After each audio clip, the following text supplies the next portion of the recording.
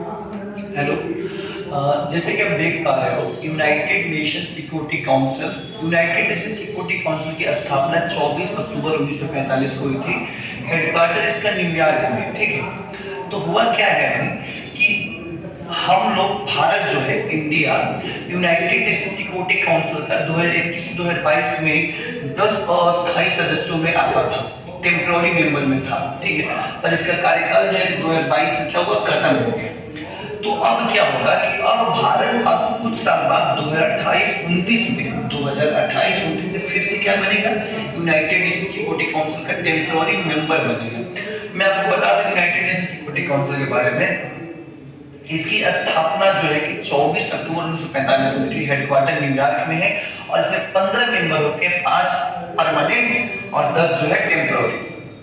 5 permanent member जो है कि चाइना, यूएसए, रसिया, ब्रिटेन, फ्रांस है, जिसके पास वीटो पावर होता है, और 10 जो है कि अस्थायी है, जो कि हर 2 साल में बदलते रहते हैं, ठीक है। जैसे भारत भी अब बदल जाएगा, इसकी जगह कोई और आएगा और फिर से भारत आगे चलकर 2028-29 में फिर से बनेगा, ठीक है। ध्यान दीजिएगा, यूनाइटेड नेशन सिक्योरिटी काउंसिल का पर्पज ये है दुनिया में कि इसको पीस और सिक्योरिटी को प्रमोट करना है, मतलब दुनिया में सुरक्षा और शांति को बढ़ावा देना है, ठीक ठीक। आगे बात करते हैं, ध्यान दीजिएगा, G7 कंट्री जो है, G7 कंट्री जिसमें आप जानते हैं कि USA, Canada, Britain, France, Germany, Japan, Italy आते हैं।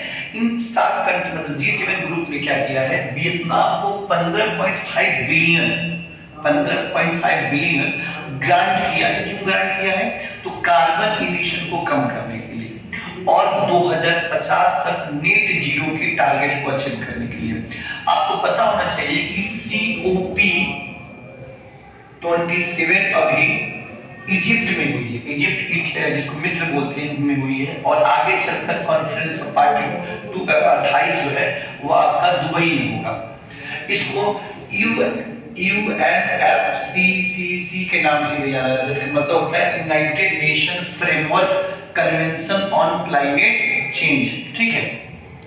आगे बात करते हैं, भारत भी अपना एक मुद्दा बनाया है कि भारत भी नेट जीरो को अचीव करेगा, तो 2070 में अचीव करने की बात की टारगेट रखा है नेट जीरो की।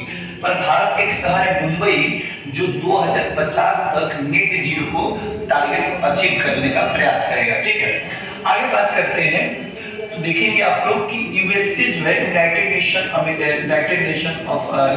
अमेरिका, जिसे हम अमेरिका बोलते हैं, तो अमेरिका के राष्ट्रपति जो बाइडेन ने एक कानून पास किया है जिसके अंतर्गत सेम सेक्स मैरिज अर्थात उन्होंने होमोसेक्सुअलिटी को जो है कि होमोसेक्सुअलिटी को अपनाने वाला एक कानून पास किया, लीगली कर दिया, ठीक है। तो ध्यान दीजिएगा, दुनिया में 33 ऐसे देश हैं जो सेम सेक्सुअलिटी को मतलब अपने मान्यता दे रहे हैं, सेम सेक्सुअलिटी को, ठीक है। और 33 ठीक है। ध्यान दीजिएगा, इसमें चीज और आपने सुना होगा LGBT, इसका मतलब होता है लेस्बियन, गे, बाइसेक्सुअल, ट्रांसजेंडर, ठीक है। भारत के भी इंडियन पीनल कोड जिसकी स्थापना 1860 के समय हुई थी, हालांकि लागू तो यह 1-2 साल बाद हुआ था, ठीक है। तो आईपीसी में एक सेक्शन था, सेक्शन 377, इसमें भी होमोसेक्सुअलिटी के बारे में बताया गया। हालांकि हमारे देश में गैर कानूनी अपराध था, पर अब यह अपराध नहीं है, ठीक है।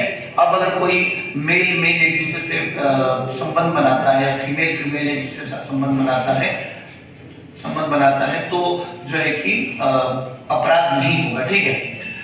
तो मैंने कुछ आप लोगों को करंट अफेयर बताया है, मैं आशा करता हूँ कि आपको काफी अच्छा लगा होगा, ठीक है। Thank you.